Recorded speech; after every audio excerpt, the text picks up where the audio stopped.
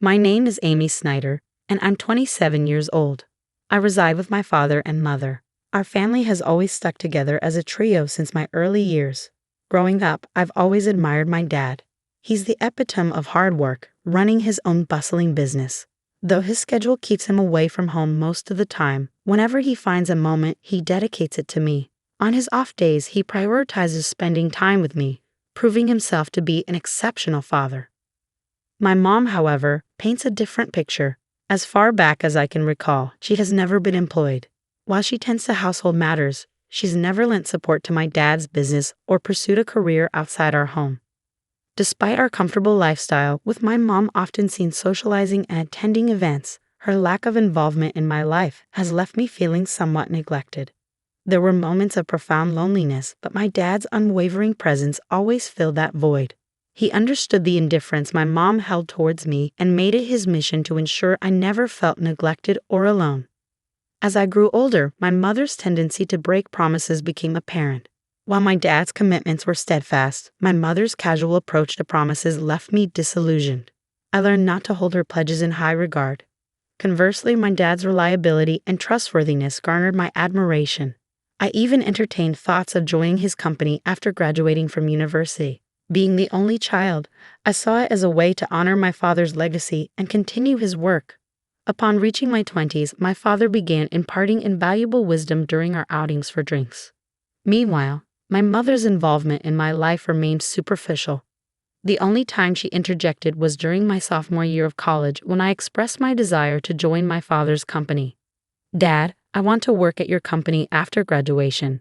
I'm already preparing for it. I want to follow in your footsteps someday," I announced eagerly. "Amy, are you sure about that? A girl doesn't need to pursue such endeavors." My mother intervened, her words dripping with traditional expectations. "Why not? I want to work hard like Dad," I insisted. "A woman should find a good man and let her husband provide for her," she countered, echoing typical sentiments. Disheartened by her lack of understanding, I chose not to engage further. I refused to live a life tethered to someone else's ambitions, mirroring my mother's existence. I had always aspired to become an independent woman, determined to navigate through my college years on my own terms. After that pivotal moment, I dedicated myself to diligent study, paving the path to join my father's company immediately after graduation. Though my mother remained unconvinced, it seemed she eventually resigned herself to my decision. "If you choose to live this way, so be it. But remember, you'll bear the consequences of not heeding your mother's advice," she remarked resignedly. "If you're willing to accept that, then do as you please." So I followed her directive by stepping into my father's company, inadvertently widening the chasm between my mother and me. Conversely, my bond with my father deepened as we spent more time together. Reflecting on it now, I realized my mother wasn't pleased with the turn of events. Upon joining my father's company, he invested considerable effort in my training, which, unbeknownst to me, was driven by his declining health. It took him nearly half a year to acquaint me with the intricacies of the job before he collapsed at our workplace, swiftly whisked away to the hospital. Over the next 5 years, he valiantly battled his illness. "Amy, how's the company faring without your dad?" my mother inquired, her concern veiled by skepticism. "It's challenging, but everyone's rallying behind me. Dad entrusted me with everything I need," I replied confidently. "Well, as long as that's the case, just ensure you don't leave the company to ruin as the second generation," she cautioned, her words tinged with apprehension. "You lack any genuine interest or affection for the company. You're merely preoccupied with others' perceptions," I retorted, disheartened by her lack of faith. During my father's illness, our disagreements were frequent. Despite his weakening state, he made sporadic visits to the company, emphasizing its significance. "These employees in this company are invaluable treasures to me, but I must relinquish my hold on them," he confessed, his voice laced with emotion. "Amy, I've witnessed your dedication over the years. I trust you to safeguard this place and everyone here. I don't know if I can emulate you, Dad, but I'll strive to uphold your legacy," I pledged solemnly. From that day forth, the mantle of leadership was bestowed upon me. With my father mostly confined to the hospital, my days were consumed with the company's affairs, leaving little time for homecomings. I prioritized visiting him regularly, carving out time amidst my busy schedule. My mother, on the other hand, fulfilled only the basic duties, such as delivering changes of clothes to him. Even that seemed to inconvenience her. I couldn't help but wonder about her feelings towards my father. Did she lack any sense of gratitude or compassion for his illness?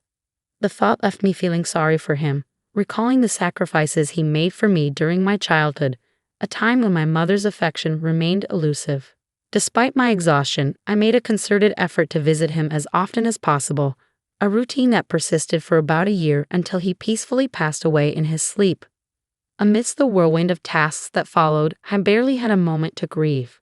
My mother, oblivious to my emotional turmoil, expected me to handle everything from funeral arrangements to hospital paperwork. Realistically, I knew I couldn't rely on my mother, who had never ventured beyond the confines of our home. So I silently assumed responsibility for the myriad tasks. The day after the funeral, my mother broached the subject. "Amy, now that the funeral's over, you've settled down, haven't you?" she inquired. With a heavy heart, I accepted the reality of the situation. "Please leave this house. I've just inherited 200 million yen, so I have no use for you anymore." "Thank you," she declared, as though it were a mere formality. Her words stung, but I had anticipated them. Further discussion seemed futile.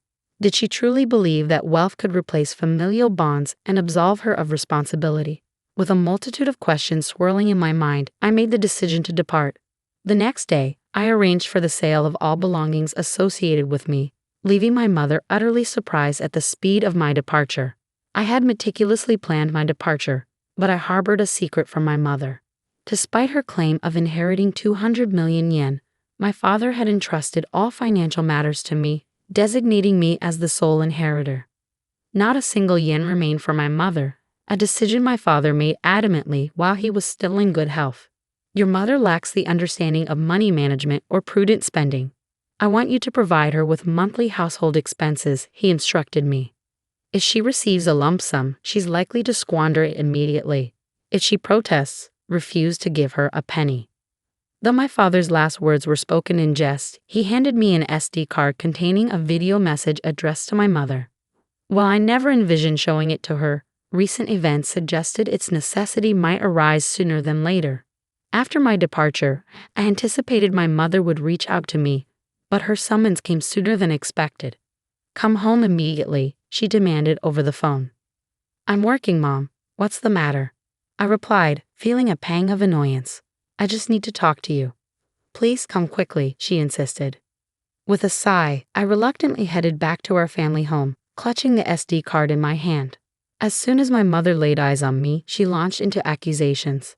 "You absconded with all of your father's inheritance, didn't you? I knew something was amiss when you left so abruptly. Hand over your father's inheritance to me now," she demanded, her greed palpable. "How selfish can you be?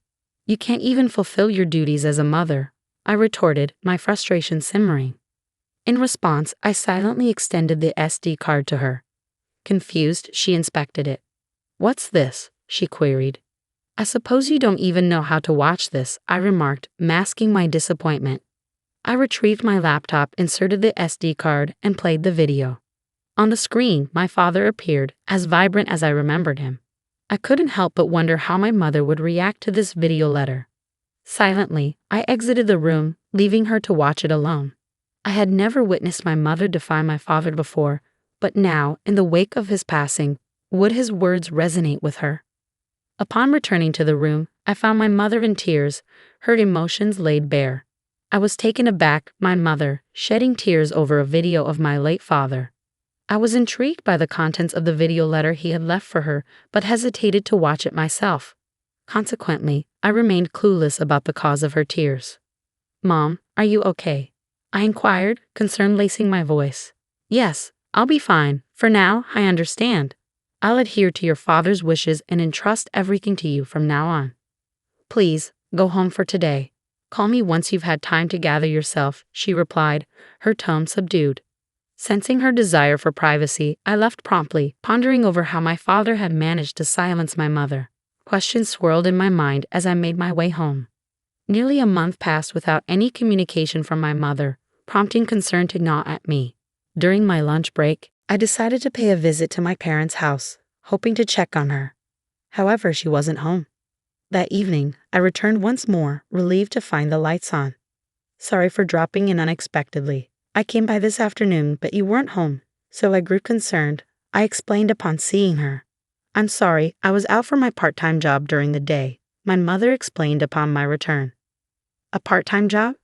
I echoed incredulously. My understanding of my mother painted her as someone vehemently opposed to work. How had it come to this? Didn't you watch that video? It was a video letter addressed to you. I retorted, baffled by her sudden change in behavior. You can take it home. You should watch it too, Amy. Can I watch it? I asked, extending the SD card to her. Very well, she acquiesced, passing it back to me. Feeling a twinge of apprehension, I returned to the office and settled at my father's desk. With a deep breath, I played the video. Honey, if you're watching this, it means you've not been able to communicate with Amy. First of all, thank you so much for helping me raise Amy until now.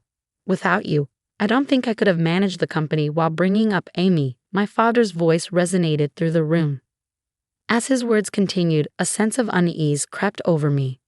Then he uttered something unexpected, something that shook me to my core. You've taken care of Amy, even though she is not your child, and I have nothing but gratitude for you. You've stood by my side for so many years, but as a result, you've given up on your dreams and have reached your age without earning your own living.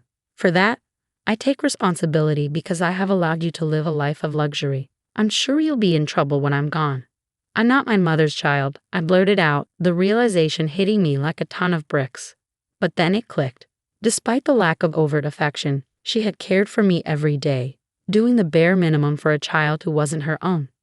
Who was this person? I didn't register our marriage because you told me you felt bad for your sister, so I ended up supporting your living and didn't do anything else. I'm sorry, but once I'm gone, I worry about the rest of your life. There's no one to support you, and I've taken your life away. I sat in disbelief as my father spoke, his words flowing with unexpected clarity. It was all news to me, his concerns, his regrets, his hopes for our future. Throughout the night, I grappled with the weight of his revelations before confronting my mother the following day. Mom, I watched the video from Dad yesterday. You know it all now, I began, my voice tinged with a mixture of confusion and realization. I raised you because I was asked to. That's all, she confessed, her tone heavy with the weight of untold truths. What happened to my biological mother? I pressed, seeking clarity amidst the swirling chaos of newfound information. You were the child of my sister and your father, she explained somberly. My sister died right after giving birth to you, and I promised your distressed father that I would help raise Amy. I would become your mother. With her revelation, everything fell into place, even the parts I had previously only imagined. I learned of my mother's sacrifice, how she had set aside her own dreams to fulfill her promise to my father. I recalled how my mother used to work in a diner, her vibrant spirit and dedication palpable. Her dream had been to own her own diner, yet when she chose to become my mother, she shelved that dream. However, inspired by my father's words and prompted by the memory of her deferred dream, my mother made a decision. She resolved to reclaim that dream, embarking on a journey to pursue it once more. Currently, she is undergoing training as a part-timer, determined to turn her dream of owning a diner into reality. I should have done this earlier. Working is fun and suits me. I had no idea, so it's my fault you didn't work. I'm really sorry for not knowing anything, my mother admitted, her tone filled with regret. It's not your fault, Amy. I made the decision myself. But I'm not good with children, so I couldn't handle you well. I'm the one who caused you trouble, she continued, taking responsibility for her actions. As we conversed, I realized it was the first time we had such an open dialogue. At this stage in my life, I finally felt like I had come to understand my mother a bit better. Our conversations became more frequent, leading us to a decision: to use the money left by my father to fund the opening of her shop. Once she started working, my mother became somewhat more humble. She hesitated when the topic of funds for the shop came up, a behavior that would have been unimaginable not too long ago. While maintaining my regular job, I also assisted with the opening of her diner. This brought me into frequent contact with my mother, fostering a newfound relationship between us. Regarding living expenses, she insisted on managing them with her own income, refusing to accept help from my father's inheritance. Promising that you'll tell me if you're struggling. After all, Dad trusted me to take care of you, I urged her. I'll be fine living on my own. It doesn't cost that much. But in terms of my diner's expenses, she trailed off, her determination evident. I'll be relying on you. Of course, I'm looking forward to it too, so do your best, my mother encouraged, her eyes filled with hope and anticipation. After many years, we finally became a real family, and now we are living harmoniously. She isn't my birth mother, and perhaps it was just the right time for me to learn this truth. Your diner is finally going to open tomorrow. Your dream is coming true, I remarked, filled with pride as I watched her dedication. Seeing you work so hard at that company reminded me of my own dreams when I was younger. I believe that's why I've made it this far. It's all thanks to you and your father. Thank you so much, Mom. I expressed my gratitude, feeling a deep sense of appreciation. Promise me to always be my mom, Amy, she implored, her voice filled with sincerity. From now on, let's get along even better than before. After all, we only have each other, I replied, feeling a newfound sense of closeness. Upon my father's death, the truth was revealed, and I accepted the reality of our situation. Deciding to live on with just my mother and me, I contemplated moving back to my hometown and living together with her again. I don't cook, so my mother is concerned about my poor diet and is supportive of me coming back, I explained, feeling touched by her care. My father would probably be surprised that we're getting along so well. His house, company, and inheritance that he left behind. I'll protect them at all costs while continuing to get along with my mother in order to become a real family, I vowed, determined to honor my father's legacy. We visited the graves of my father and my biological mother, my mother's older sister, to give our daily life updates.